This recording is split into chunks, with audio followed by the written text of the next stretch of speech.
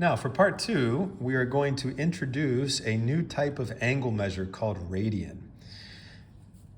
When you learn sine, cosine, tangent, okay, SOHCAHTOA, here's an example. Let's say this is 30 degrees, and let's say this is 1, and we want to find, actually, let me say this is 2, oops, and I'll say this is x right here, okay? And so this would be, here's 30 degrees, this is the opposite side. 2 is the hypotenuse. So if we're doing SOHCAHTOA, we could do the sine of 30 degrees equals x divided by 2. And then to solve that, we could think of that as a proportion and cross multiply, where 1 times x is equal to 2 times the sine of 30. And if we multiply that, I'll take my calculator here, 2 sine 30, and whoops, hold on, negative 1.976. Now that makes no sense, because how can I have a negative length to a triangle?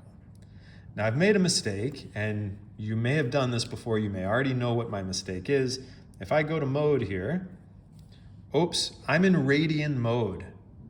And when you're doing SOHCAHTOA, or probably law of sines, law of cosines, we've always said you need to be in degrees. If that's what your measurement is, and in this case it's 30 degrees, I have to be in degree mode. And now if I type 2 times the sine of 30, I get, my answer is 1, which is what it is supposed to be, okay? But the problem is, and we've never really talked about it up until now, there's actually 2 ways that we can talk about angle measure. You are used to what's called degree, but another way of thinking of angle measure is using what's called radians. So here's the idea of a radian. There's a definition here: the measure of an angle whose subtended arc has the same length as the radius of the circle. Let's say I'm going to draw a circle over here. And here's a center.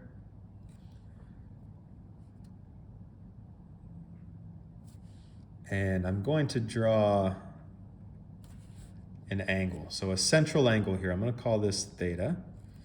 Now, the radius is some number. I'm going to label that r. This is another radius.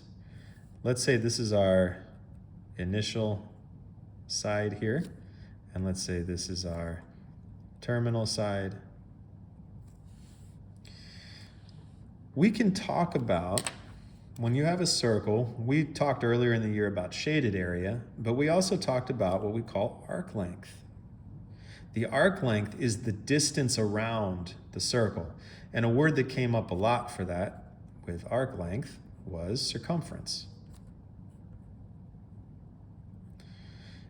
What a radian is that when I take this angle here, it subtends. So subtends means it kind of creates this arc.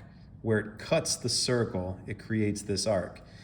If the length of this arc, the distance from here to here, is the same as the radius, that is what we call 1 radian.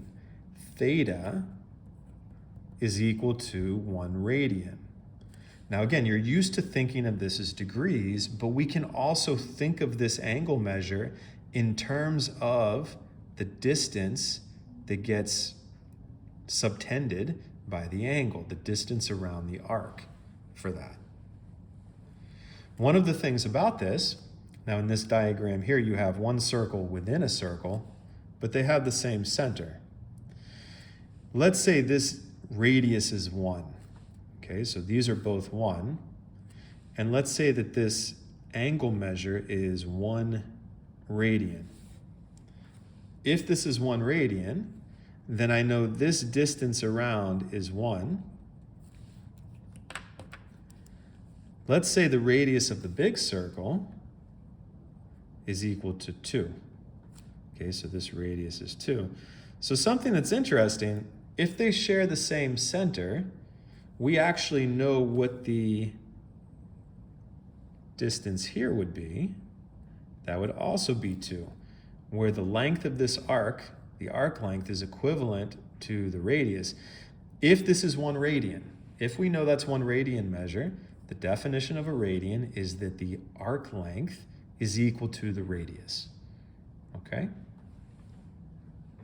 Now let's say that we have, okay, over here, let's say we have 2 angles. I'll call that theta, and I'll call this theta sub 1. And for arc length, we actually use the word s quite a bit. So let's say this is the arc length for theta, and then this is the arc length that gets created by theta sub 1 for that. If we're talking about circumference here, okay, if we're using arc length, then we're going to use radians. If we're talking about arc length, we're going to use radian measure. And one thing that happens is that the proportion of these angles, the ratio of these 2 angles, is equal to the ratio of their subtended arcs for that. Okay, so this is related to, radian measure is related to arc length. The ratio, the proportion of these radian measures is equivalent to the ratio of their subtended arcs. If theta sub 1 is equal to 1 radian, so let's say that this is actually 1 radian, then we know that this arc, s sub 1, is equal to the radius.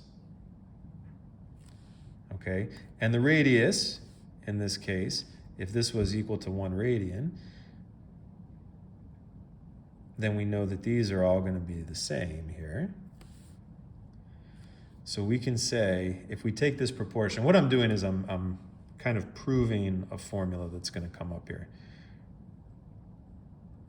If theta sub 1, if that measure is 1 radian, for that, then I know that the arc length for that is going to be r. And what comes out of this is if we cross multiply, we get arc length is equal to the radius of the circle times the radian measure. Okay, where s is arc length, r is the radius, and then theta is the angle measure in radians. Now that's probably pretty confusing, okay? So let me try to explain this in a better way that you're more familiar with. We know that the formula for circumference, which is the same as arc length, those mean the same thing, is 2 pi times r. Okay, think back to circles. We know circumference is 2 pi times r. And that means the arc length, 1 full time around the circle, is 2 pi times r. But I also just said that arc length is the radius times the angle measure in radians. So 2 pi times r is equivalent to the radius times the angle measure in radians. If we do a little algebra here and divide out the radius, what we get is that 2 pi is equal to theta. So in other words, the circumference, 1 full time around, if the radius was 1, is the same thing here as the radian measure around the circle. 1 revolution is equal to 2 pi radians, which is the same as 360 degrees. If we have a circle, we can either think of this as 360 degrees, or if we want to think, let's say that this is 1 here for the radius, the radian measure here is going to be, the circumference is 2 pi.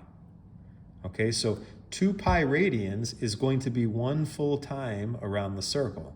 360 degrees is the angle measure, 1 full time around the circle. So these are equivalent to each other. And what happens with this, if I say 2 pi is equal to 360,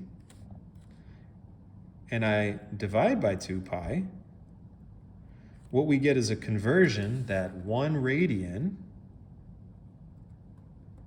is equal to 180 divided by pi, 180 degrees divided by pi. Okay, and this is going to come up if we want to make a conversion from degree measure to radians.